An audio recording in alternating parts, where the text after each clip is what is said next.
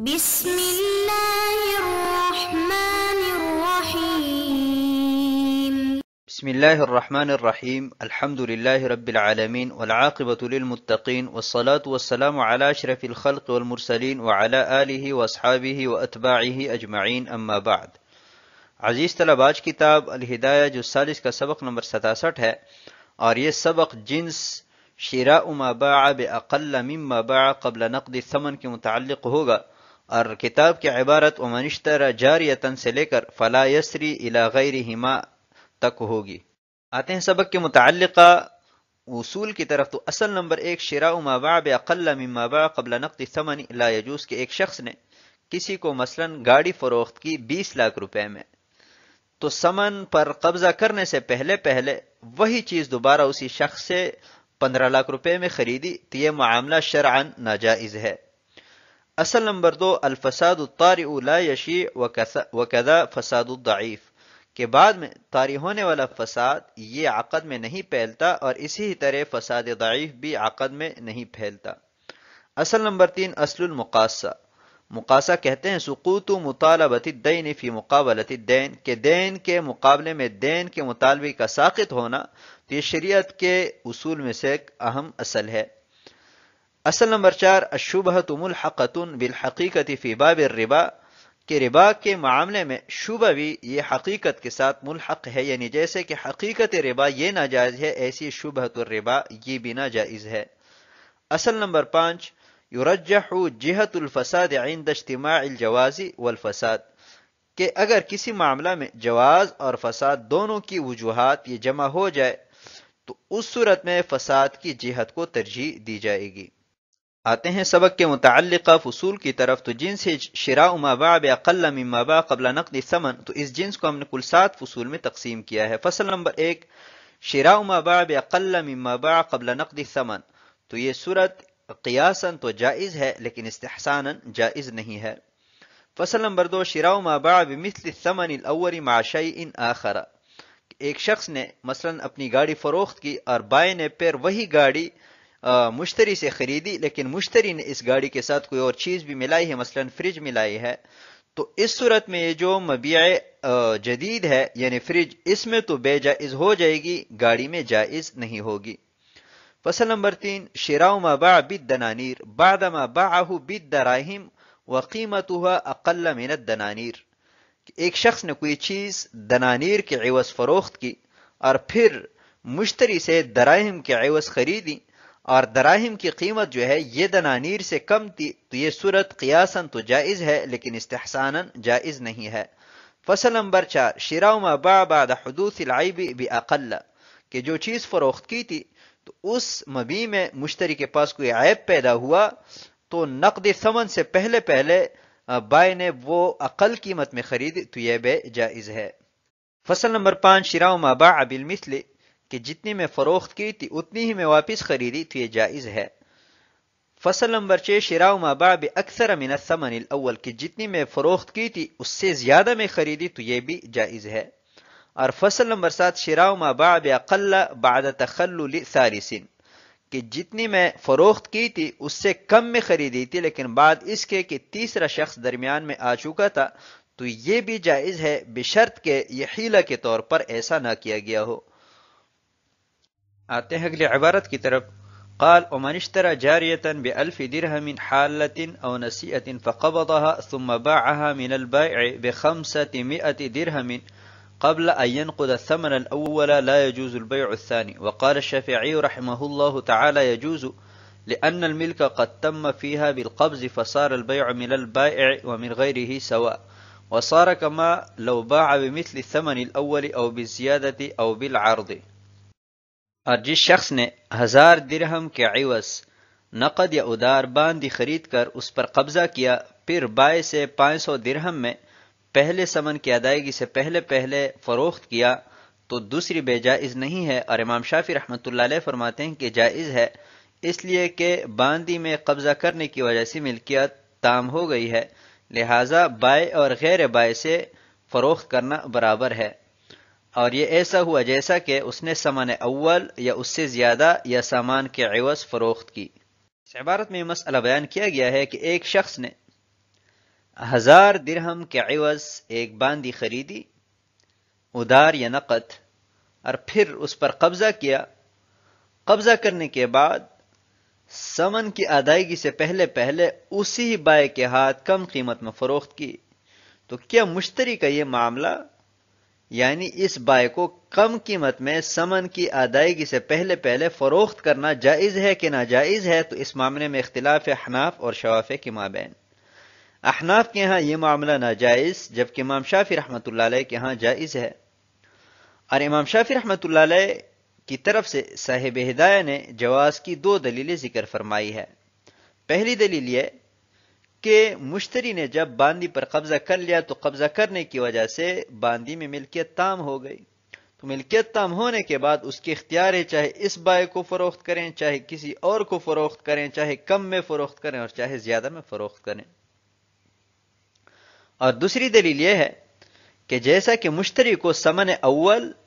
یا ثمن اول سے زیادہ یا سامان کے عوض اس بائع کے ہاتھ فروخت کرنے کا حق حاصل ہے، ایسی ہی ثمن اول سے کم میں بھی اس کو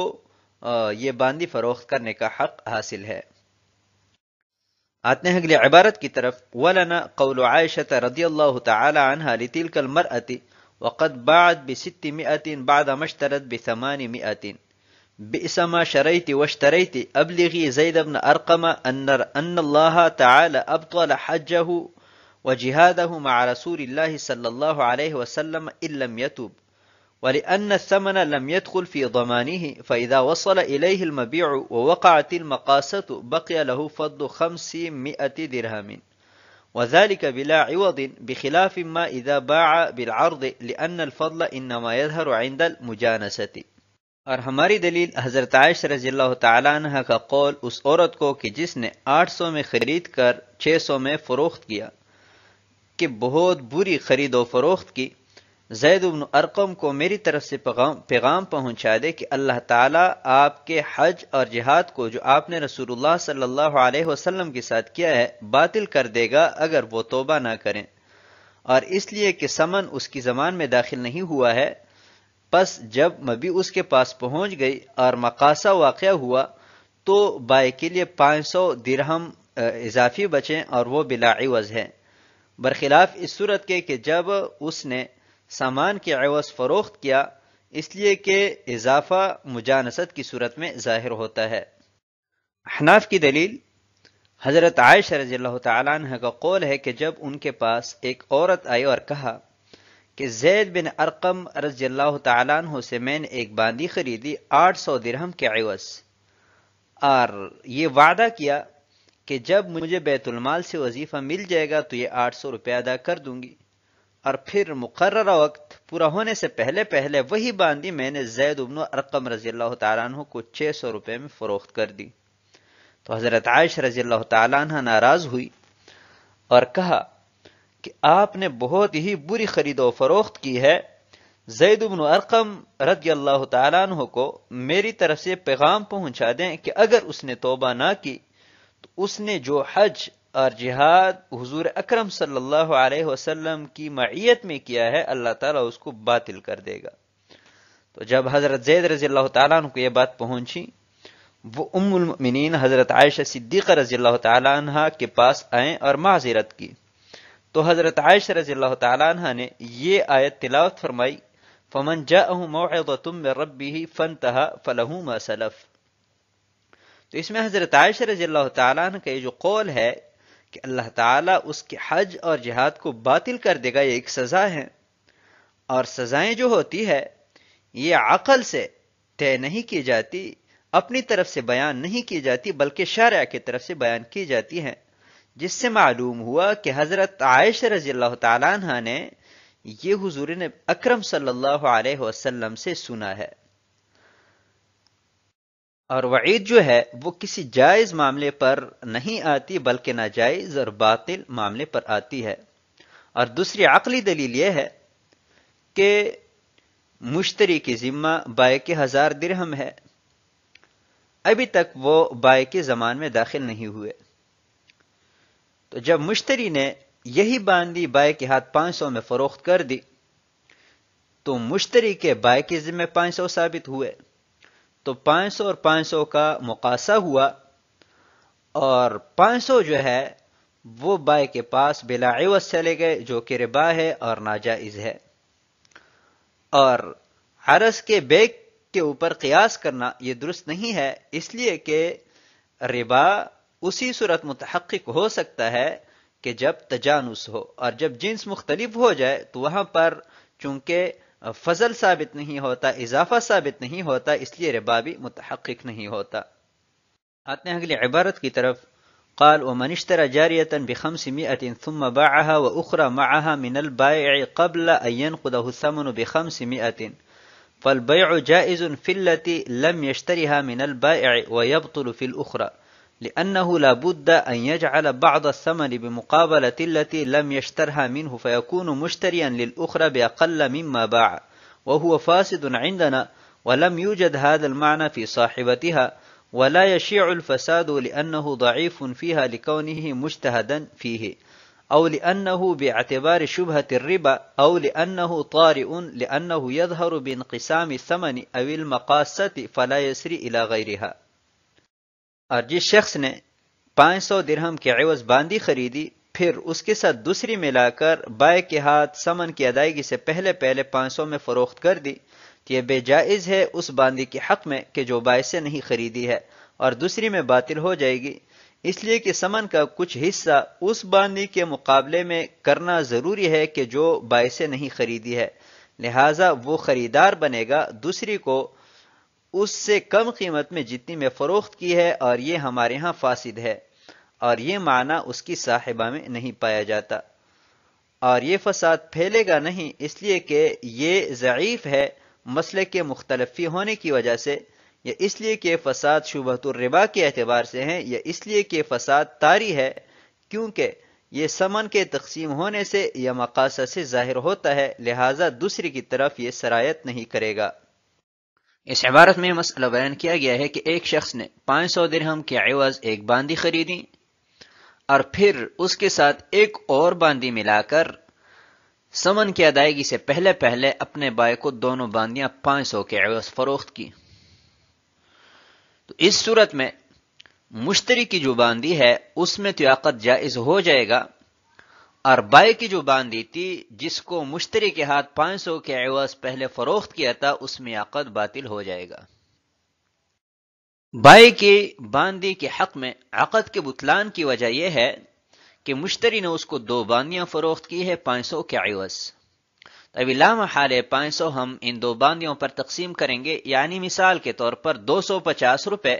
مشتری کے باندی کے مقابلہ میں ہوں گے اور 250 روپے بائع کے باندی کے مقابلہ میں ہوں گے، اور یہ باندی بائع نے مشتری کے ہاتھ 500 کے عوض فروخت کی تھی، اور ابھی نقد ثمن سے پہلے 250 روپے میں واپس خرید رہا ہے، تو اس میں چونکہ شراء ما باع باقل مما باع کا التزام ہے، تو اس وجہ سے یہ عقد احناف کے ہاں فاسد ہے، باطل ہے۔ ولا یشیع الفساد، یہاں سے ایک سوال پیدا ہوتا ہے کہ مشتری نے تھی یہ دونوں باندی ایک ہی صفقہ میں فروخت کی ہے، تو ایک میں باطل ہونے کی وجہ سے دوسری باندی میں بھی عقد باطل ہونا چاہیے۔ تو صاحب ہدایہ نے اس کا جواب یہ دیا ہے کہ یہ فساد چونکہ ضعیف ہے، اس لیے یہ دوسری باندی کی طرف مشتری کی جو باندی ہے اس کی طرف متعدی نہیں ہوگا۔ اور ضعف کی یہاں پر 3 وجوہات بیان فرمائی ہے۔ پہلی وجہ یہ ہے کہ یہ مسئلہ مختلفین شراء ما باع باقل مما باع یہ احناف کے ہاں